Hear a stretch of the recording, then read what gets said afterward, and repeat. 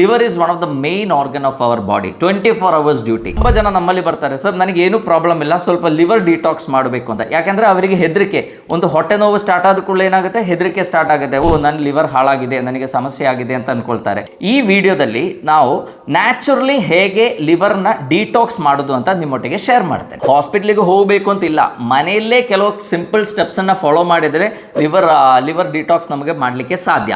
ಎಲ್ಲರಿಗೂ ನಮಸ್ಕಾರ, ನಾನು ಡಾಕ್ಟರ್ ಜಿತೇಶ್, ನಿಸರ್ಗ ಹಾಸ್ಪಿಟಲ್ ಸಿರ್ಸಿ. ನಮ್ಮ body is just like A factory. ನಮ್ಮ ಬಾಡಿಯಲ್ಲಿ ತುಂಬ ಆ್ಯನಬಾಲಿಕ್ ಮತ್ತು ಕ್ಯಾಟಬಾಲಿಕ್ ಪ್ರಾಸೆಸ್ಗಳು ನಡೀತಾ ಇರ್ತದೆ. ಸೊ ಇದರದೆಲ್ಲ ಎಂಡ್ ಪ್ರಾಡಕ್ಟ್ಸ್ ಏನಿದೆ ಅದಕ್ಕೆ ನಾವು ಫ್ರೀ ರ್ಯಾಡಿಕಲ್ಸ್ ಅಂತ ಹೇಳ್ತೀವಿ. So they are toxins. So ನಮ್ಮ ಬಾಡಿಯಲ್ಲಿ ಈ ಪ್ರತಿ ದಿವಸ ಇರುವಂಥ ಈ ಪ್ರಾಸೆಸ್ಗಳಲ್ಲಿ ಡೆವಲಪ್ ಆಗುವಂಥ ಭಾಳಷ್ಟು ವಿಷಾಂಶಗಳನ್ನು ನ್ಯೂಟ್ರಲೈಸ್ ಮಾಡಬೇಕು ಅಂತ ಇದ್ದರೆ ನಮ್ಮ ಲಿವರ್ ಸರಿಯಾಗಿ ಕೆಲಸ ಮಾಡಬೇಕು. So liver is one of the main organ of our body. 24 hours duty. ಯಾಕೆಂದರೆ ನಾವು ತುಂಬ ಕೆಲಸ ಮಾಡಿ ನಮ್ಮ ಬಾಡಿಗೆ ತುಂಬ ಸುಸ್ತಾದರೂ ಕೂಡ ನಾವೇನು ಮಾಡ್ತೀವಿ, ಹೊಟ್ಟೆ ತುಂಬ ಊಟ ಮಾಡ್ಕೊಂಡು ಹೋಗಿ ಮಲಗ್ತೀವಿ. ಸೊ ಆವಾಗ ಕೂಡ ನಮ್ಮ ಡೈಜೆಷನ್ ಆಗ್ತಾ ಇರ್ತದೆ. ಸೊ ಇದರಲ್ಲಿ ಕೂಡ liver plays a very major role. So ನೀವು over a period of time ನಾವೀಗ ನೋಡಿದರೆ ನಮ್ಮ ಈ ತಪ್ಪು ಆಹಾರ ಕ್ರಮದಿಂದ ಹೈ ಕ್ಯಾಲರಿ ಫುಡ್ ಕನ್ಸ್ಯೂಮ್ ಮಾಡೋದ್ರಿಂದಲ್ಲ ಏನಾಗ್ತಾ ಇದೆ ಅಂದರೆ ನಮ್ಮೆಲ್ಲರಿಗೂ ಈ ಫ್ಯಾಟಿ ಲಿವರ್ ಪ್ರಾಬ್ಲಮ್ ಕಂಡು ಬರ್ತಾ ಇದೆ. ಸೊ ಲಿವರಿಗೆ ಬರೀ ನಮ್ಮ ಡಿಟಾಕ್ಸ್ ಮಾಡೋದು ಒಂದೇ ಅಲ್ಲ ಆ್ಯಕ್ಟಿವಿಟಿ. ಸೊ ಅದಕ್ಕೆ ಮೋರ್ ದನ್ 500 ವೈಟಲ್ ಆ್ಯಕ್ಟಿವಿಟೀಸ್ ನಮ್ಮ ದೇಹದಲ್ಲಿ ಆಗಬೇಕು ಅಂದರೆ ನಮ್ಮ ಲಿವರ್ ಸರಿಯಾಗಿ ಕೆಲಸ ಮಾಡಬೇಕು. ಈಗ ಎಲ್ಲರೂ ಹೋಗಿ ಬ್ಲಡ್ ಟೆಸ್ಟ್ ಮಾಡಿ ನೋಡುವಾಗ ಅವರಿಗೆಲ್ಲ ಕಾಮನ್ ಆಗಿ ಕಂಡು ಬರುವಂಥ ಒಂದು ಸಮಸ್ಯೆ ಏನು ಅಂತ ಕೇಳಿದರೆ ವಿಟಮಿನ್ ಡಿ ಡೆಫಿಷಿಯನ್ಸಿ. ಸೊ ಈ ವಿಟಮಿನ್ ಡಿ ನೀವು 24 hours ಅಥವಾ ಒಂದು 12 ತಾಸು ಬಿಸಿಲಲ್ಲಿ ನಿಂತರೂ ಕೂಡ ನಿಮ್ಮ ವಿಟಮಿನ್ ಡಿ ಹೆಚ್ಚಾಗಬೇಕು ಅಂತ ಇಲ್ಲ, ಲಿವರ್ ಸರಿಯಾಗಿ ಕೆಲಸ ಮಾಡಲಿಲ್ಲ ಅಂದರೆ. ಯಾಕೆಂದರೆ ವಿಟಮಿನ್ ಡಿ ಇದು one of the active form. So vitamin D ಇದು ಆಕ್ಟಿವ್ ಫಾರ್ಮ್ಗೆ ನಾವು 125 ಹೈಡ್ರಾಕ್ಸಿ ಕೋಲಿಕ್ಯಾಲ್ಸಿಫೆರಾಲ್ ಅಂತ ಹೇಳ್ತೀವಿ. ಸೊ ಅದರಲ್ಲಿ 25 ಹೈಡ್ರಾಕ್ಸಿ ಕೋಲಿಕ್ಯಾಲ್ಸಿಫೆರಾಲ್ ಡೆವಲಪ್ ಆಗಬೇಕು ಅಂದರೆ ನಿಮ್ಮ ಲಿವರ್ ಸರಿಯಾಗಿ ಕೆಲಸ ಮಾಡಬೇಕು. ಸೊ ಈ ಫ್ಯಾಟಿ ಲಿವರ್ ಪ್ರಾಬ್ಲಮ್ ಏನಿದೆ ಇದರಿಂದಾನೆ ಮ್ಯಾಕ್ಸಿಮಮ್ ಈಗ ವೈಟಮಿನ್ ಡಿ ಡೆಫಿಷಿಯನ್ಸಿ ಕೂಡ ಕಂಡು ಬರ್ತಾ ಇದೆ. ಸೊ ನೀವೀಗ ಅರ್ಥ ಮಾಡ್ಕೊಳ್ಳಿ ಲಿವರ್ ಎಷ್ಟೊಂದು ಇಂಪಾರ್ಟೆಂಟ್ ಆರ್ಗನ್ ನಮಗೆ ಅಂತ ಹೇಳಿ. ಸೊ ಈ ವಿಡಿಯೋದಲ್ಲಿ ನಾವು ನ್ಯಾಚುರಲಿ ಹೇಗೆ ಲಿವರ್ನ ಡಿಟಾಕ್ಸ್ ಮಾಡೋದು ಅಂತ ನಿಮ್ಮೊಟ್ಟಿಗೆ ಶೇರ್ ಮಾಡ್ತೇನೆ. ಸೊ ಈಗ ಲಿವರ್ಲಿ ಏನಾದರೂ ಸಮಸ್ಯೆ ಆದರೆ ಅಂದರೆ ಲಿವರ್ ಟಾಕ್ಸಿಸಿಟಿ ಹೆಚ್ಚಾದರೆ ಬಾಡಿ ಏನೇನು ಸೈನ್ಸ್ ಆ್ಯಂಡ್ ಸಿಂಪ್ಟಮ್ಸ್ ತೋರಿಸುತ್ತೆ ಅಂತ ನೋಡೋಣ. ಸೊ ಇದರಲ್ಲಿ ಫಸ್ಟ್ ಏನು, ಲಾಸ್ ಆಫ್ ಅಪೆಟೈಟ್. ನಮಗೆ ಸರಿಯಾಗಿ ತಿನ್ನಬೇಕು ಅಂತ ಅನಿಸಲ್ಲ, ಯಾವುದು ತಿಂದರೂ ಒಂಥರ ಟೇಸ್ಟ್ ಅನಿಸಲ್ಲ, ಒಂದು ಸ್ವಲ್ಪ ತಿಂದ ಕೂಡಲೇ ಹೊಟ್ಟೆ ತುಂಬಿದಂಗೆ ಅನಿಸೋದು. ಸೊ ಈ ಥರ ಪ್ರಾಬ್ಲಮ್ಸ್ ಬರ್ಬೋದು.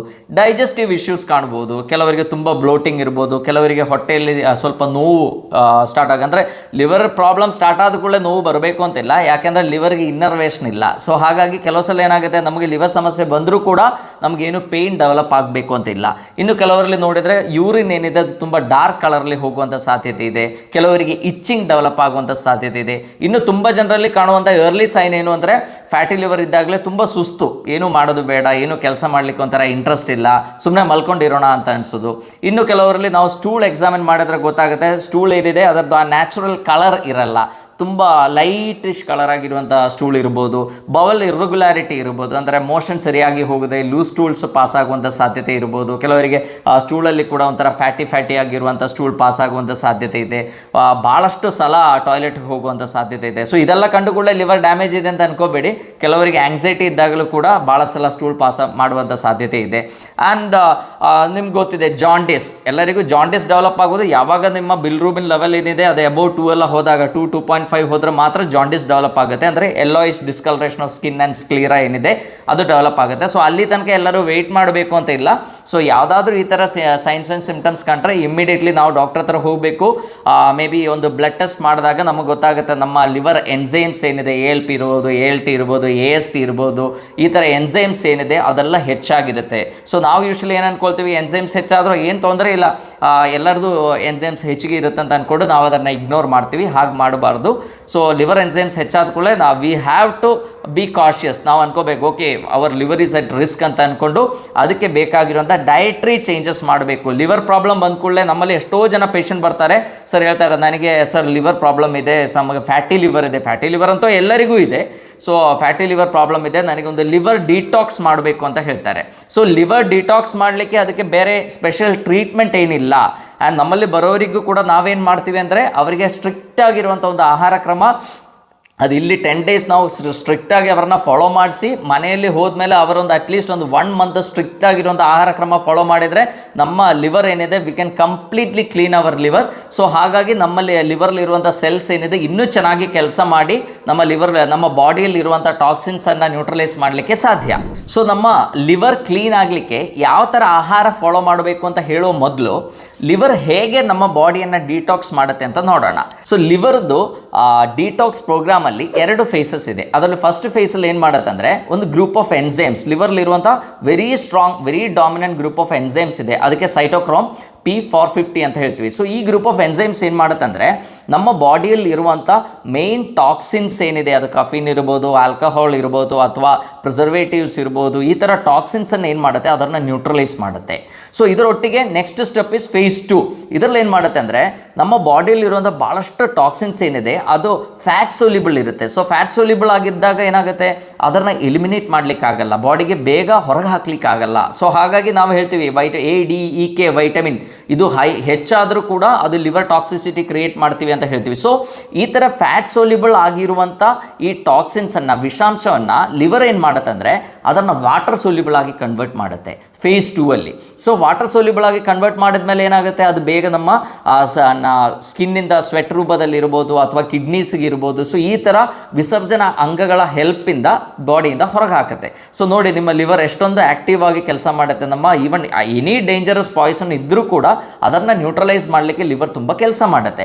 ಸೊ ಹಾಗಾಗಿ ಈ liver detox is very important. So liver ಡಿಟಾಕ್ಸಲ್ಲಿ ಮಾಡುವಾಗ ತುಂಬ ಜನರೇ ಏನು ಅಂದ್ಕೊಂಡಿದ್ದಾರೆ ಅಂದರೆ ಇದಕ್ಕೇನೋ ಮೆಡಿಸಿನ್ ತಗೋಬೇಕು ಅಂತ. ಏನು ಮೆಡಿಸಿನ್ ಬೇಡ. ಈವನ್ ಒಂದು ನೀವು ತಗೊಳ್ಳುವಂಥ ಪ್ರತಿಯೊಂದು ಮೆಡಿಸಿನಲ್ಲಿ ಇರುವ ಕೆಮಿಕಲ್ ಕೂಡ ನ್ಯೂಟ್ರಲೈಸ್ ಮಾಡಬೇಕು ಅಂದರೆ ಲಿವರಿಗೆ ಅದು ಕೆಲಸ.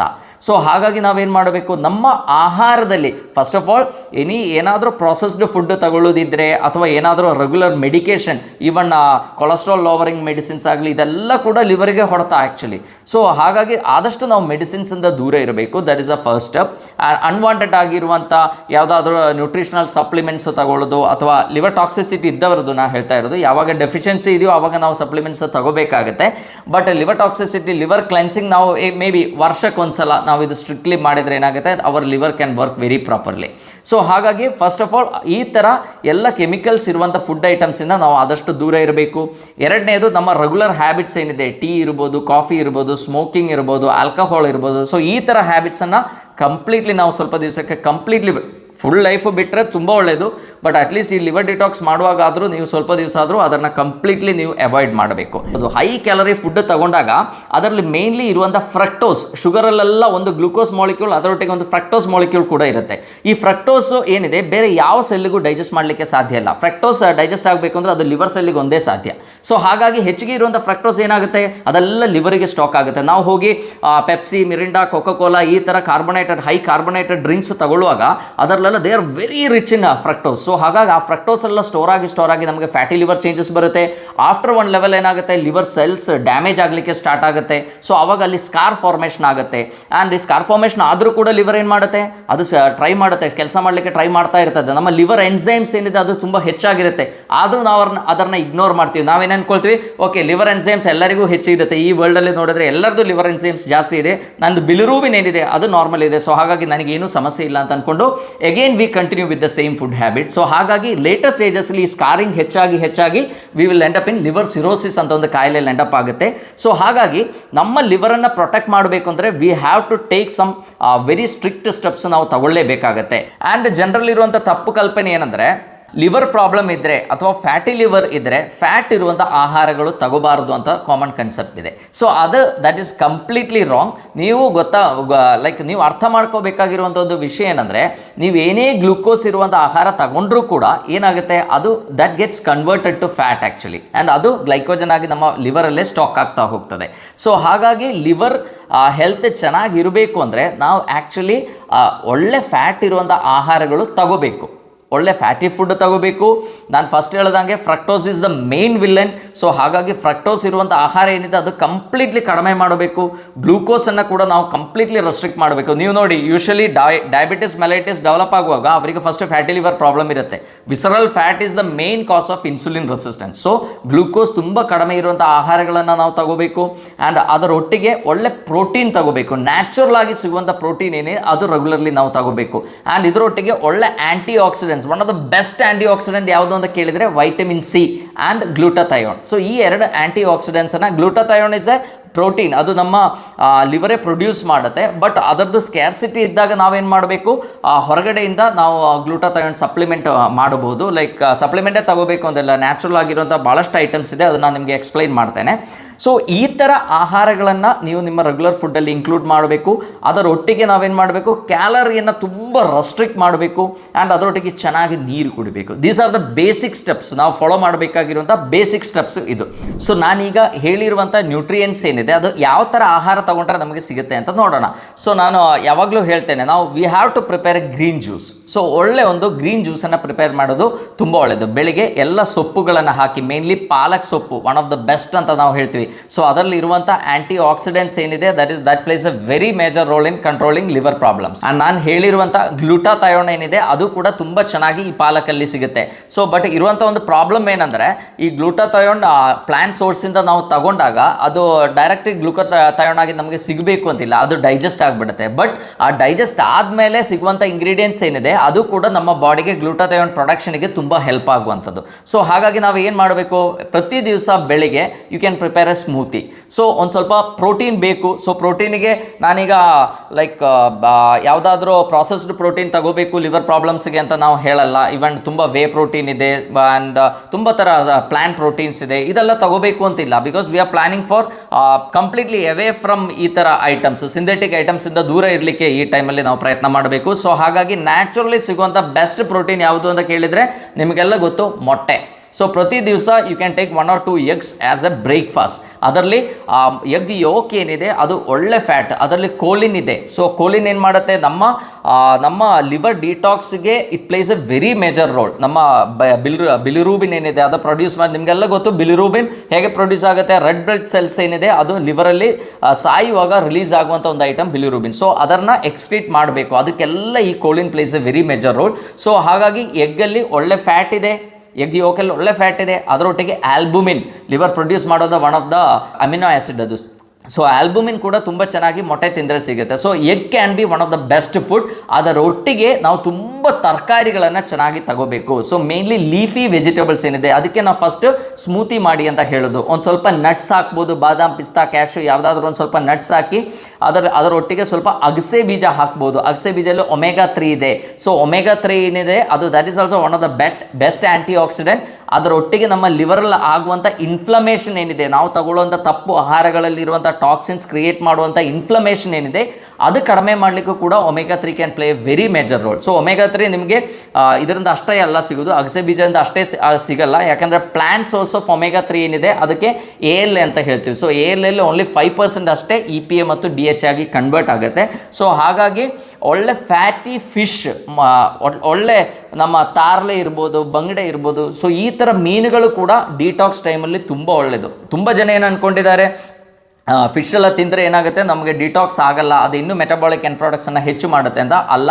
ಸೊ ನಮಗೆ ಒಳ್ಳೆ ಒಮೆಗಾ 3 ಫ್ಯಾಟಿ ಆಸಿಡ್ ಅದರಿಂದ ಸಿಗುತ್ತೆ, ಅದರೊಟ್ಟಿಗೆ ಒಳ್ಳೆ ಫ್ಯಾಟ್ ಸಪ್ಲೈ ಆಗುತ್ತೆ, ಅದರೊಟ್ಟಿಗೆ ನಮಗೆ ಬೇಕಾಗಿರುವಂಥ ನ್ಯಾಚುರಲ್ ಪ್ರೋಟೀನ್ ಕೂಡ ಸಿಗುತ್ತೆ. ಸೊ ಹಾಗಾಗಿ ಡಿಟಾಕ್ಸ್ ಟೈಮಲ್ಲಿ ಮೊಟ್ಟೆ ಮತ್ತು ಮೀನು ಒನ್ ಆಫ್ ದ ಬೆಸ್ಟ್. ನಾವು ಮೇನ್ಲಿ ಕಡಿಮೆ ಮಾಡಬೇಕಾಗಿದ್ದು, this is the wrong concept actually. Mainly ಕಡಿಮೆ ಮಾಡಬೇಕಾಗಿದ್ದೇನು, ಅನ್ನ, ದೋಸೆ, ಇಡ್ಲಿ, ಈ ಥರ ಐಟಮ್ಸ್ ಏನಿದೆ ಇದನ್ನು ಎಷ್ಟು ಕಡಿಮೆ ಮಾಡಲಿಕ್ಕಾಗುತ್ತೋ ಅಷ್ಟು ಕಡಿಮೆ ಮಾಡಬೇಕು. ಯಾಕೆಂದರೆ glucose is the main villain. So ನಾವೀಗ ಫ್ಯಾಟ್ ಹೆಚ್ಚು ಮಾಡ್ತೀವಿ, ನಟ್ಸ್ ತಗೊಳ್ತೀವಿ, ಅಗಸೆ ಬೀಜ ತಗೊಳ್ತೀವಿ, ಅದರೊಟ್ಟಿಗೆ ಮೈಕ್ರೋ ನ್ಯೂಟ್ರಿಯೆಂಟ್ಸನ್ನು ಹೆಚ್ಚು ಮಾಡ್ತೀವಿ. ಅದು ಹೇಗೆ, ನಮ್ಮ ತರಕಾರಿಗಳಿಂದ. ನಾನು ಹೇಳಿದ್ದೇನೆ ಇದರಲ್ಲಿ ಒಳ್ಳೆ ಕೋಲಿನ್ ಕಂಟೆಂಟ್ ಇರುತ್ತೆ, ಅದರೊಟ್ಟಿಗೆ ವೈಟಮಿನ್ A ಸಿಗುತ್ತೆ, ವಿಟಮಿನ್ D ಸಿಗುತ್ತೆ. ಸೊ ಇದೆಲ್ಲ ಸಿಕ್ಕಿದಾಗ ಲಿವರ್ ಡಿಟಾಕ್ಸ್ ಮಾಡಲಿಕ್ಕೆ ತುಂಬ ಅನುಕೂಲ ಆಗುತ್ತೆ. So next is vitamin C. ನಾನು ಫಸ್ಟ್ ಹೇಳಿದ್ದೇನೆ ವೈಟಮಿನ್ C ನಿಮಗೆಲ್ಲ ಗೊತ್ತು. ದ ಬೆಸ್ಟ್ ಆ್ಯಂಟಿ ಆಕ್ಸಿಡೆಂಟ್ ಏನು ಅಂತ ಕೇಳಿದರೆ one is vitamin C and another is glutathione. So ಈ ವೈಟಮಿನ್ ಸಿ ರಿಚ್ ಆಗಿರುವಂಥ ಫುಡ್ಗಳು ನಾವು ತಗೋಬೇಕು. ಸೊ ನಮಗೆಲ್ಲ ಗೊತ್ತು ಫ್ರೂಟ್ಸಲ್ಲಿ ತುಂಬ ಚೆನ್ನಾಗಿ ವೈಟಮಿನ್ ಸಿ ಇದೆ, ಬಟ್ ಈವನ್ ಲಿವರ್ ಡಿಟಾಕ್ಸ್ ಮಾಡುವಾಗ ನಾವು ಫ್ರೂಟ್ಸ್ ಕೂಡ ರೆಸ್ಟ್ರಿಕ್ಟ್ ಮಾಡ್ಲಿಕ್ಕೆ ಹೇಳ್ತೀವಿ. ಯಾಕಂದರೆ ಫ್ರೂಟಲ್ಲಿ ಇರೋದು ಕೂಡ ಫ್ರಕ್ಟೋಸ್, ಸೊ ಅದು ಕೂಡ ಲಿವರ್ ಟಾಕ್ಸಿಟಿಗೆ ಕಾರಣ ಆಗ್ಬೋದು ಅಂತ ಹೇಳಿ ಈವನ್ ಫ್ರೂಟ್ಸ್ ಕೂಡ ಮಿನಿಮೈಸ್ ಮಾಡಿ ಅಂತ ಹೇಳ್ತೀವಿ. But one of the best fruit ನಿಮಗೆ ಲಿವರ್ ಡಿಟಾಕ್ಸ್ ಮಾಡಲಿಕ್ಕೆ one of the best fruit ಯಾವುದು ಅಂತ ಕೇಳಿದೆ, ನೇರಳೆ ಹಣ್ಣು ಅಥವಾ ಬ್ಲೂಬೆರಿದು ಏನಿದೆ ಆ ಫ್ರಕ್ಟೋಸ್ ಕಂಟೆಂಟ್ ಏನಿದೆ ಅದು ತುಂಬ ಕಡಿಮೆ ಇದೆ and it is very friendly to liver. And ಅದರೊಟ್ಟಿಗೆ ನಾವೇನು ಮಾಡ್ಬೋದು, ನಮಗೆಲ್ಲ ಗೊತ್ತು ನೆಲ್ಲಿಕಾಯಿ is one of the best richest source of vitamin C. So ಅದು ರೆಗ್ಯುಲರ್ಲಿ ತೊಗೊಂಡ್ರೂ ಕೂಡ ನೆಲ್ಲಿಕಾಯಿ ಈ ವೈಟಮಿನ್ ಸಿಗೆ ಏನು ಕೆಪಾಸಿಟಿ ಇದೆ ಅಂದರೆ, ನಮ್ಮ ಈ ನಾನು ಹೇಳ್ದಂಗೆ ಫೇಸ್ 1 ಇರ್ಬೋದು, ಫೇಸ್ 2 ಲೈಕ್ ಡಿಟಾಕ್ಸ್ ಪ್ರೋಗ್ರಾಮ್ ಇರ್ಬೋದು, ಅದರಲ್ಲಿ ಬೇಕಾಗಿರುವಂಥ ಎನ್ಸೈಮ್ ಪ್ರೊಡಕ್ಷನಿಗೆ vitamin C plays a very major role. And ಅದರ ಒಟ್ಟಿಗೆ ನಿಮ್ಗೆ ಗೊತ್ತು ವೈಟಮಿನ್ ಸಿ ಏನಿದೆ that is one of the best antioxidant. So ಹಾಗಾಗಿ ಲಿವರ್ಗೆ ಆಗುವಂಥ ಆಕ್ಸಿಡೇಟಿವ್ ಸ್ಟ್ರೆಸ್ ಏನಿದೆ ಅದು ಕಡಿಮೆ ಮಾಡಲಿಕ್ಕೂ, ಲಿವರ್ ಟಾಕ್ಸಿಸಿಟಿ ಕಡಿಮೆ ಮಾಡಲಿಕ್ಕೂ ಕೂಡ ವೈಟಮಿನ್ ಸಿ ಸಾಧ್ಯ. ಸೊ ಹಾಗಾಗಿ ನೀವು ಇವನ್ ನೆಲ್ಲಿಕಾಯಿ ಈ ಥರ ಇದು ತಗೋಬೋದು. ಬೆಳಗ್ಗೆ ಎದ್ದಾಗ ನಾನು ಹೇಳಿರುವಂಥ ಸ್ಮೂತಿ ಏನಿದೆ ಅದಕ್ಕೊಂದು 1 or 2 ನೆಲ್ಲಿಕಾಯಿ ಹಾಕ್ಬೋದು, ನಿಂಬೆಹಣ್ಣು ಹಾಕ್ಬೋದು. ನಿಂಬೆಹಣ್ಣು ಅದರದ್ದು ಸಿಪ್ಪೆ ಸಮೇತ ಹಾಕಿದರೆ ಇನ್ನೂ ಒಳ್ಳೆಯದು. ಅದರ ಸಿಪ್ಪೆಯಲ್ಲಿರುವಂಥ ಕೆಲವು ಕಂಟೆಂಟ್ಸ್ ಏನಿದೆ that can be liver protective. So ಹಾಗಾಗಿ ಒಂದು ಅರ್ಧ ಲೆಮನ್ ಹಾಕ್ಬೋದು, ಸೊಪ್ಪುಗಳು ಹಾಕ್ಬೋದು, ಅಗಸೆ ಬೀಜ ಹಾಕ್ಬೋದು, ಸ್ವಲ್ಪ ನಟ್ಸ್ ಹಾಕ್ಬೋದು. ಅದರೊಟ್ಟಿಗೆ ಬ್ಲೂಬೆರಿ ಎಲ್ಲ ಸಿಕ್ಕಿದ್ರಂತೂ ತುಂಬ ಒಳ್ಳೆಯದು. ನಿಮಗೆ ಹಣ್ಣು ತಿನ್ನಬೇಕು ಅಂದರೆ ಬ್ಲೂಬೆರಿ ಹಣ್ಣು ತಿಂದರೆ ತುಂಬ ಒಳ್ಳೆಯದು. ಹಣ್ಣು ತಿನ್ನಲೇಬಾರ್ದು ಅಂತ ನಾನು ಹೇಳಲ್ಲ, ಬಿಕಾಸ್ ಲಿವರ್ ಟಾಕ್ಸಿಸ್ ಅಂದರೆ ಫ್ರಕ್ಟೋಸ್ ಇದ್ದರೂ ಕೂಡ ಅದರಲ್ಲಿ ಇರುವಂಥ ಭಾಳಷ್ಟು ನ್ಯೂಟ್ರಿಯೆಂಟ್ಸ್ ಏನಿದೆ, ಮೈಕ್ರೋ ನ್ಯೂಟ್ರಿಯೆಂಟ್ಸ್ ಏನಿದೆ, ಆ್ಯಂಟಿ ಆಕ್ಸಿಡೆಂಟ್ಸ್ ಏನಿದೆ ಅದಕ್ಕೆ ಲಿವರ್ ಪ್ರೊಟೆಕ್ಟ್ ಮಾಡುವಂಥ ಕೆಪಾಸಿಟಿ ಕೂಡ ಇದೆ. ಸೊ ಬಟ್ ಮೇನ್ಲಿ ಗ್ಲೂಕೋಸ್ ಏನಿದೆ ಅದು ಕಂಪ್ಲೀಟ್ಲಿ ಕಡಿಮೆ ಮಾಡಬೇಕು. Next is fibre. ಸೊ ನಾರಿನಂಶ ಹೆಚ್ಚಿಗೆ ಇರುವಂಥ ಆಹಾರಗಳು ನಾವು ತಗೊಳ್ಳೇಬೇಕು. ಅದು ಮೇಥಿ ಇರ್ಬೋದು ಅಥವಾ ಅದರಲ್ಲೆಲ್ಲ ಒಳ್ಳೆ ಸೊಲ್ಯುಬಲ್ ಫೈಬರ್ ಇದೆ. ನಮಗೆ ಮೇನ್ಲಿ ಈ ಸೊಲ್ಯುಬಲ್ ಫೈಬರ್ ತೊಗೊಂಡ್ರೆ ಇರುವಂಥ ಉಪಯೋಗ ಏನಂದರೆ, ನಾನು ಹೇಳಿದ್ದೇನೆ ನಮಗೆ ಹೊರಗಡೆಯಿಂದ ಟಾಕ್ಸಿನ್ಸ್ ನಮ್ಮ ಬಾಡಿಗೆ ಎಂಟರ್ ಆಗ್ಬೋದು. ಸೊ ಅದೇ ಥರ ಬಾಡಿ ಒಳಗಡೆ ಇರುವಂಥ ಪ್ಯಾಥೋಜೆನಿಕ್ ಬ್ಯಾಕ್ಟೀರಿಯಾಗಳೇನಿದೆ ಅದು ಕೂಡ ತುಂಬ ಟಾಕ್ಸಿನ್ಸನ್ನು ಪ್ರೊಡ್ಯೂಸ್ ಮಾಡುತ್ತೆ. ಸೊ ಅದನ್ನು ನ್ಯೂಟ್ರಲೈಸ್ ಮಾಡುವ ಕೆಲಸ ಕೂಡ ಯಾರಿಗಿದೆ, ಲಿವರ್ಗೆ ಇದೆ. ಸೊ ಹಾಗಾಗಿ ಒಳ್ಳೆ ಪ್ರೋಬಯೋಟಿಕ್, ಒಳ್ಳೆ ಲೈಕ್ ಫರ್ಮೆಂಟೆಡ್, ಈಗ ನೀವು ಸ್ವಲ್ಪ ರೈಸ್ ತಗೊಳ್ತೀರಾ ಅಂದರೆ ಕಾರ್ಬೋಹೈಡ್ರೇಟ್ ಎಷ್ಟು ಕಮ್ಮಿ ಮಾಡಲಿಕ್ಕಾಗುತ್ತೆ ಅಷ್ಟು ಕಮ್ಮಿ ಮಾಡಲೇಬೇಕು. ಬಟ್ ಏನಾದರೂ ರೈಸ್ ತಗೊಳ್ಳೋದು ಇದ್ದರೂ ಕೂಡ ಅದು ಸ್ವಲ್ಪ ತಂಗಳನ್ನು ತಗೊಳ್ಳಿ. ಯಾಕೆಂದರೆ ಇನಿಷಿಯಲ್ ಸ್ಟೇಜ್ ಒಂದು ಸ್ವಲ್ಪ ಫ್ಯಾಟಿ ಲಿವರ್ ಇದೆ ಅಂದರೆ ಸ್ವಲ್ಪ ಲಿಬರಲ್ ಆಗಿ ನಿಮಗೆ ಮಾಡಲಿಕ್ಕಾಗುತ್ತೆ. ತಂಗಳನ್ನು ತಗೊಂಡಾಗ ಏನಾಗುತ್ತೆ, ಅದರಲ್ಲಿ ತುಂಬ ಒಳ್ಳೆ ಬ್ಯಾಕ್ಟೀರಿಯಾಗಳು ಡೆವಲಪ್ ಆಗುತ್ತೆ. ಸೊ ಮಿಲ್ಕ್ ಪ್ರೋಟೀನ್ ಓಕೆ, ಒಂದು ಸ್ವಲ್ಪ ಮೊಸರು ನೀವು ಯೂಸ್ ಮಾಡ್ಬೋದು. ಮೊಸರು ಯೂಸ್ ಮಾಡಿದರೆ ಅದರಲ್ಲಿ ಕೂಡ ಒಳ್ಳೆ ಲೈಕ್ ನಮ್ಮ ಹೊಟ್ಟೆಗೆ ಬೇಕಾಗಿರುವಂಥ ಒಳ್ಳೆ ಲ್ಯಾಕ್ಟೋಬ್ಯಾಸಿಲಸ್ ಈ ಥರ ಬ್ಯಾಕ್ಟೀರಿಯಾಗಳು ನಮಗೆ ಸಿಗುತ್ತೆ. ಆ್ಯಂಡ್ ಅದರೊಟ್ಟಿಗೆ ನಾರಿನಂಶ ಹೆಚ್ಚಿಗೆ ಇರುವಂಥ ಆಹಾರ ತಗೊಂಡಾಗ that is the food for this bacteria, ನಾವೇನು ಪ್ರೀಬಯೋಟಿಕ್ ಅಂತ ಹೇಳ್ತೀವಿ. ಸೊ ಅದರ ಒಟ್ಟಿಗೆ ನಾರಿನಂಶ ಹೆಚ್ಚಿಗೆ ತಗೊಂಡಾಗ ನಿಮ್ಗೆ ಗೊತ್ತು, ನಾವು ಯಾವುದೇ ಡಿಟಾಕ್ಸ್ ಮಾಡಬೇಕು ಅಂತ ಇದ್ದರೂ ಕೂಡ ಫಸ್ಟ್ ನಮ್ಮ ಬಾಡಿದು ವಿಸರ್ಜನಾ ಅಂಗಗಳೇನಿದೆ ಅದು ಸರಿಯಾಗಿ ಕೆಲಸ ಮಾಡಬೇಕು. ಸೊ ಒಳ್ಳೆ ನಾರಿನಂಶ ಇರುವಂಥ ಆಹಾರಗಳು ತಗೊಂಡ್ರೆ ಏನಾಗುತ್ತೆ, ನಮಗೆ ಮೋಷನ್ ಕ್ಲೀನ್ ಆಗಿ ಪಾಸ್ ಆಗುತ್ತೆ. ಸೊ ಹಾಗಾಗಿ ಬಾಡಿಯಲ್ಲಿ ಇರುವಂಥ ವಿಷಾಂಶ ಏನಿದೆ ಅದೆಲ್ಲ ಹೊರಗೆ ಹೋಗುತ್ತೆ. ಸೊ ಮೋಷನ್ ಕಾನ್ಸ್ಟಿಪೇಷನ್ ಇರೋರಾದರೆ ಲಿವರ್ ಡಿಟಾಕ್ಸ್ ಮಾಡುವ ಮೊದಲು ಫಸ್ಟ್ ಕಾನ್ಸ್ಟಿಪೇಷನ್ ಇರೋರಾದರೆ ಫಸ್ಟ್ ಏನು ಮಾಡಬೇಕು, ಅವರ ಮೋಷನ್ ಕ್ಲೀನ್ ಆಗಬೇಕು. ಸೊ ಈ ಡ್ಯೂರಿಂಗ್ ದಿಸ್ ಡಿಟಾಕ್ಸ್ ಪ್ರೋಗ್ರಾಮ್ ಬೇಕಾದರೆ ನ್ಯಾಚುರಲ್ ಪ್ಲೇನ್ ವಾಟರ್ ಎನಿಮಾ ಕೂಡ ಅವರು ಮಾಡ್ಬೋದು. ಸೊ ಅದು ಮಾಡೋದ್ರಿಂದ ಏನಾಗುತ್ತೆ, ಮೋಷನ್ ಕ್ಲೀನ್ ಆಗಿಲ್ಲ ಅಂದರೆ ಆ ಸ್ಟೂಲಲ್ಲಿ ಇರುವಂಥ ಟಾಕ್ಸಿನ್ಸ್ ಏನಿದೆ ಅದು ಮತ್ತು ಎಂಟರ್ ಆಗಿ ಬಾಡಿಯಲ್ಲಿ ಸರ್ಕ್ಯುಲೇಟ್ ಆಗ್ತಾ ಇರ್ತದೆ. ಸೊ ಹಾಗಾಗಿ ಅದು ಕೂಡ ಲಿವರಿಗೆ ಹೊಡೆತ ಆಗುತ್ತೆ. ಸೊ ಹಾಗಾಗಿ ಮೋಷನ್ ಕ್ಲೀನ್ ಆಗಬೇಕು, ತುಂಬ ಚೆನ್ನಾಗಿ ನೀರು ಕುಡಿಬೇಕು. ನೀರು ಕುಡಿದ್ರೆ ಮಾತ್ರ ಮೂತ್ರ ಚೆನ್ನಾಗಿ ಹೋಗುತ್ತೆ. ಒಳ್ಳೆ ಸ್ವೆಟ್ಟಿಂಗ್ ಆಗಬೇಕು. ಸ್ವೆಟ್ಟಿಂಗ್ ಆಗಬೇಕು ಅಂದರೆ ನಾವು ಸ್ವಲ್ಪ ಫಿಸಿಕಲ್ ಎಕ್ಸಸೈಸ್ ಮಾಡಬೇಕು. ತುಂಬ ಹೆವಿ ಎಕ್ಸಸೈಸ್ ಮಾಡಬೇಕು ಅಂತಲ್ಲ, ಸ್ವಲ್ಪ ವಾಕಿಂಗ್ ಅಥವಾ ಸ್ವಲ್ಪ ಜಾಗಿಂಗ್ ಈ ಥರ ಎಕ್ಸಸೈಸ್ಗಳು ಕೂಡ ಈ ಡಯಟ್ ಒಟ್ಟಿಗೆ ಮಾಡಿದರೆ ಏನಾಗುತ್ತೆ, ನಮ್ಮ ಫ್ಯಾಟ್ ಪರ್ಸೆಂಟೇಜ್ ಕಡಿಮೆ ಆಗುತ್ತೆ. So obesity is one of the main risk factor. ಎಲ್ಲ ಪ್ರಾಬ್ಲಮ್ಗಳು, ಲಿವರ್ ಟಾಕ್ಸಿಸಿಟಿಗೂ ಕೂಡ obesity is one of the main risk factor. So ಹಾಗಾಗಿ ಇದರ ಒಟ್ಟಿಗೆ ನಾನೀಗ ಹೇಳುವಂಥ ಡಯಟ್ ಎಲ್ಲ ನೀವು ಅಬ್ಸರ್ವ್ ಮಾಡಿದರೆ ನಿಮಗೆ ಗೊತ್ತಾಗುತ್ತೆ. ನಾನು ಫಸ್ಟ್ ಹೇಳಿದ್ದೆ ಗ್ಲೂಕೋಸ್ ಕಮ್ಮಿ ಇರುವ ಆಹಾರ ತಗೋಬೇಕು ಅಂತ ಹೇಳಿದ್ದೇನೆ. ಸೊ ಅದರ ಅರ್ಥ ಏನು, ವೆಯ್ಟ್ ಕೂಡ ಇದರೊಟ್ಟಿಗೆ ಕಡಿಮೆ ಆಗಬೇಕು. ವೆಯ್ಟ್ ನಮ್ಮ ಬಾಡಿಯಲ್ಲಿರುವಂಥ ಅನ್ವಾಂಟೆಡ್ ಫ್ಯಾಟ್ ಏನಿದೆ ಅಲ್ಲೇ ಇನ್ಫ್ಲಮೇಷನ್ ಹೆಚ್ಚಿಗೆ ಇರೋದು. ಸೊ ಅದೇ ಥರ ಫ್ಯಾಟ್ ನಮ್ಮ ಲಿವರ್ಲಿ ಕೂಡ ಸ್ಟಾಕ್ ಆಗಿರುತ್ತೆ. ಸೊ ಫಸ್ಟ್ ನಮ್ಮ ಗ್ಲೂಕೋಸ್ನ ಕನ್ಸಂಪ್ಷನ್ ಅಥವಾ ಫ್ರಕ್ಟೋಸ್ನ ಕನ್ಸಂಪ್ಷನ್ ಕಡಿಮೆ ಮಾಡಿದಾಗ ಏನಾಗುತ್ತೆ, ಲಿವರ್ಲಿರುವಂಥ ಫ್ಯಾಟಲ್ಲೆಲ್ಲ ಯೂಟಿಲೈಸ್ ಆಗಿ almost 80% of the fatty liver ಏನಿದೆ ಅದು ಕಂಟ್ರೋಲ್ ಆಗುತ್ತೆ. ಅದರೊಟ್ಟಿಗೆ ಅದಾದಮೇಲೆ ಏನಾಗುತ್ತೆ, ನಮ್ಮ ಬಾಡಿಯಲ್ಲಿರುವಂಥ ದೇಹದಲ್ಲಿರುವಂಥ ಆಡಿಪೋಸ್ ಟಿಶ್ಯೂಸಲ್ಲಿರುವಂಥ ಫ್ಯಾಟ್ ಏನಿದೆ ಅದೆಲ್ಲ ಯೂಟಿಲೈಸ್ ಆಗಿ ನಮ್ಮ ಬಾಡಿ ವೆಯ್ಟ್ ಕೂಡ ಕಂಟ್ರೋಲ್ ಆಗಬೇಕು. ಸೊ ಬಾಡಿ ವೆಯ್ಟ್ ಕಂಟ್ರೋಲ್ ಆದಾಗ ಏನಾಗುತ್ತೆ, ನಮ್ಮ ಹೆಲ್ತ್ ತುಂಬ ಇಂಪ್ರೂವ್ ಆಗುತ್ತೆ. ನಮಗೆ ಬರಲಿಕ್ಕೆ ಸಾಧ್ಯತೆ ಇದ್ದಿದ್ದು ಕೆಲವು ಕಾಯಿಲೆಗಳು ಲೈಕ್ ಡಯಾಬಿಟಿಸ್ ಇರ್ಬೋದು, BP ಕಾಯಿಲೆ ಇರ್ಬೋದು, ಜಾಯಿಂಟ್ ಇಶ್ಯೂಸ್ ಇರ್ಬೋದು, ಭಾಳಷ್ಟು ಪ್ರಾಬ್ಲಮ್ಸ್ ಏನಿದೆ ಅದೆಲ್ಲ ಕಂಟ್ರೋಲ್ ಮಾಡಲಿಕ್ಕೆ ಸಾಧ್ಯ. ಸೊ ಕ್ಯಾಲರಿ ಕಂಪ್ಲೀಟ್ ರೆಸ್ಟ್ರಿಕ್ಟ್ ಆಗಬೇಕು. ನಿಮ್ಮ ಆಹಾರದಲ್ಲಿ ಗ್ಲೂಟಾಥಯೋನ್ ಇರಬೇಕು, ವೈಟಮಿನ್ C ಇರಬೇಕು, ತುಂಬ ಒಳ್ಳೆ ರೀತಿಯಲ್ಲಿ ನಾರಿನಾಂಶ ಇರಬೇಕು. ಆ್ಯಂಡ್ ಅದರೊಟ್ಟಿಗೆ ಒಳ್ಳೆ ಬ್ಯಾಕ್ಟೀರಿಯಾ, ಒಳ್ಳೆ ಪ್ರೋಬಯೋಟಿಕ್ ಮತ್ತು ಪ್ರೀಬಯೋಟಿಕ್ ಫುಡ್ಡನ್ನು ಕೂಡ ನಾವೇನು ಮಾಡಬೇಕು ಈ ಟೈಮಲ್ಲಿ ತಗೋಬೇಕು. ಸೊ ಬೆಳಿಗ್ಗೆ ಎದ್ದು ಒಂದು ಸ್ಮೂತಿ ತಗೋಬೋದು. ಅದರಲ್ಲಿ ಎಲ್ಲ ನಾನು ಹೇಳಿರುವ ಇಂಗ್ರೀಡಿಯೆಂಟ್ಸ್ ಲೈಕ್ ಲೀಫಿ ವೆಜಿಟೇಬಲ್ ಹಾಕ್ಬೋದು. Palak is one of the best leafy vegetable ಹಾಕ್ಬೋದು. ನಿಂಬೆಹಣ್ಣು ಹಾಕ್ಬೋದು. ನೇರಳೆ ಹಣ್ಣನ್ನು ನೀವು ಕನ್ಸ್ಯೂಮ್ ಮಾಡ್ಬೋದು. ಚಿಯಾ ಸೀಡ್ಸು ಅಥವಾ ಫ್ಲ್ಯಾಕ್ ಸೀಡ್ಸನ್ನು ಹಾಕ್ಬೋದು, ನಟ್ಸನ್ನು ಹಾಕ್ಬೋದು. ಇದೆಲ್ಲ ಮಾಡಿ ಒಂದು ಸ್ಮೂತಿ ರೆಡಿ ಆದರೆ that is the best breakfast. ಮತ್ತು ಬ್ರೇಕ್ಫಾಸ್ಟ್ ಬೇಕು ಅಂತಿಲ್ಲ, ಅದರ ಒಟ್ಟಿಗೆ ಬೇಕಾದ್ರೆ ನೀವು ಮೊಟ್ಟೆ ಕೂಡ ತಿನ್ಬೋದು. ಸೊ ಮಧ್ಯಾಹ್ನ ಟೈಮ್ಗೆ ನಾವೇನು ಮಾಡ್ಬೋದು, ಇನ್ನು ರೈಸ್ ಇಲ್ಲದೆ ಆಗಲ್ಲ ಅಂತ ಮಿನಿಮಮ್ ಕ್ವಾಂಟಿಟಿ ಆಫ್ ತಂಗಳನ್ನು ತಗೋಬೋದು. ಸ್ವಲ್ಪ ಅಷ್ಟೇ ತಂಗಳನ್ನು ನಮ್ಮ ಬಾಡಿ ಆ್ಯಕ್ಟಿವಿಟೀಸಿಗೆ, ನಮ್ಮ ಎನರ್ಜಿ ಸಲುವಾಗಿ ಸ್ವಲ್ಪ ತಂಗಳನ್ನು ತಗೋಬೋದು. ಅದಕ್ಕೆ ಸ್ವಲ್ಪ ಮೊಸರು ಹಾಕಿ ತಗೊಳ್ಳೋದು ತುಂಬ ಒಳ್ಳೆಯದು. ಆ್ಯಂಡ್ ಈವ್ನಿಂಗಲ್ಲಿ ನಾವು ಬೇಕಾದ್ರೆ 1 or 2 eggs ತಗೋಬೋದು, ಅಥವಾ ಈ ಥರ ಬೇಯಿಸಿದ ತರಕಾರಿಗಳನ್ನು ತಗೋಬೋದು. ಕ್ಯಾಬೇಜ್ ಇರ್ಬೋದು, ಕಾಲಿಫ್ಲವರ್ ಇರ್ಬೋದು, ಆ್ಯಂಡ್ ಆಲ್ಮೋಸ್ಟ್ ಎಲ್ಲ ಲೈಕ್ ಬೀನ್ಸ್ಗಳು ಇರ್ಬೋದು, ಆ್ಯಂಡ್ ಸೊಪ್ಪು ಪಲ್ಯಗಳು ಇರ್ಬೋದು. ಸೊ ಈ ಥರ ಐಟಮ್ಸನ್ನು ಸಂಜೆ ತಗೋಬೇಕು. ಸೊ 1 time ಅಷ್ಟೇ ಕಾರ್ಬೋಹೈಡ್ರೇಟ್ ತಗೊಂಡಾಗ ನಿಮ್ಮ ರೆಗ್ಯುಲರ್ ಆಕ್ಟಿವಿಟೀಸ್ಗೂ ಏನೂ ಪ್ರಾಬ್ಲಮ್ ಆಗಲ್ಲ. ಮಧ್ಯಾಹ್ನ ಏನು ತಂಗಳನ್ನು ತಗೊಳ್ತೀರಾ ಅದರಲ್ಲಿರೋ ಕ್ಯಾಲರೀಸ್ ಮೋರ್ ದ್ಯಾನ್ ಸಫಿಷಿಯಂಟ್ ಇಡೀ ದಿವಸಕ್ಕೆ. ನಾನು ಸ್ಟ್ರಿಕ್ಟ್ ಆಗಿರೋಂಥ ಡಿಟಾಕ್ಸ್ ಪ್ರೋಗ್ರಾಮ್ ಮಾಡುವಾಗ ನಾವು ಈವನ್ ಅದು ಕೂಡ ಅವಾಯ್ಡ್ ಮಾಡ್ಲಿಕ್ಕೆ ಹೇಳ್ತೀವಿ. ತಂಗಳನ್ನೂ ಬೇಡ, ಆ ಟೈಮಲ್ಲಿ ಕೂಡ ಯಾವುದಾದ್ರೂ ವೆಜಿಟೇಬಲ್ಸನ್ನು ಕನ್ಸ್ಯೂಮ್ ಮಾಡ್ಲಿಕ್ಕೆ ಹೇಳ್ತೀವಿ. ಆ್ಯಂಡ್ ಇನ್ ಬಿಟ್ವೀನ್ ಹಸಿವು ಆದರೆ ಯು ಕ್ಯಾನ್ ಗೋ ಫಾರ್ ರಾ ಸ್ಯಾಲಡ್ಸನ್ನು ತಗೊಳ್ಲಿಕ್ಕಾಗುತ್ತೆ. ಸ್ವಲ್ಪ ನಟ್ಸ್ಗಳನ್ನು ಸೇವಿಸಲಿಕ್ಕೆ ಸಾಧ್ಯ. ನಾನು ಫಸ್ಟ್ ಹೇಳಿದ ಸೀಡ್ಸನ್ನು ತಗೋಬೋದು. ಸೊ ಇದೆಲ್ಲ ಆದಮೇಲೆ ಇನ್ನೊಂದು ವೆರಿ ಇಂಪಾರ್ಟೆಂಟ್ ಆಗಿರುವಂಥ ಏನಂದರೆ ಇಂಟರ್ಮಿಟೆಂಟ್ ಫಾಸ್ಟಿಂಗ್. ಸೊ ನಾವು ನಮ್ಮ ಫುಡ್ ಇಂಟೇಕನ್ನು ಏನಿದೆ, ನಾವು ಬೆಳಿಗ್ಗೆ ಒಂದು 9 ಗಂಟೆ ನಾವು ಸ್ಟಾರ್ಟ್ ಮಾಡಿದರೆ ಸಂಜೆ 6:30 ಒಳಗೆ ನಾವು ಅದನ್ನು ಸ್ಟಾಪ್ ಮಾಡಬೇಕು. ಅದಾದಮೇಲೆ ಏನೂ ಫುಡ್ ತಗೊಳ್ಳದೇ ಇದ್ದಾಗ ಯಾವಾಗ ಬಾಡಿಗೆ ಎನರ್ಜಿ ಬೇಕೋ ಆವಾಗ ಲಿವರ್ ಡಿಟಾಕ್ಸ್ ಎಲ್ಲ ಸ್ಟಾರ್ಟ್ ಆಗುತ್ತೆ. ಲಿವರ್ಲಿರೋ ಫ್ಯಾಟ್ ಎಲ್ಲ ಯೂಟಿಲೈಸ್ ಆಗುತ್ತೆ.